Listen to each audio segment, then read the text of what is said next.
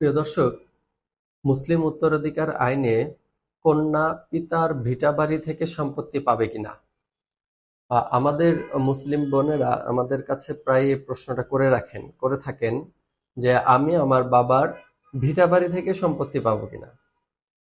মুসলিম উত্তরাধিকার আইন আপনাকে স্পেসিফাইড ভাবে বলে দিয়েছে আপনি আপনার বাবার কখন কতটুকু সম্পত্তি পাবেন, ভাই থাকলে কতটুকু সম্পত্তি পাবেন, ভাই না থাকলে কতটুকু সম্পত্তি পাবেন।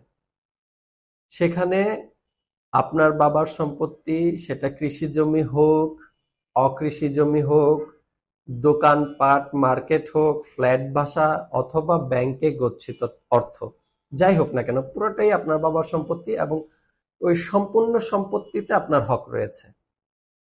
এমন ভাবার কোনো সুযোগ নেই যে আপনি ভিটা বাড়িতে জমি পাবেন না, আপনি ব্যাংকে গচ্ছিত টাকার ভাগ পাবেন না, আপনি ধরেন একটা মার্কেট আছে সেখানে সম্পত্তি পাবেন না। নো, এরকম কোনো কিছু ভাবার সুযোগ নেই। আপনি আপনার বাবার সকল সম্পত্তিতে ভাগ বসাতে পারবেন, আপনি যতটুকু প্রাপ্ত।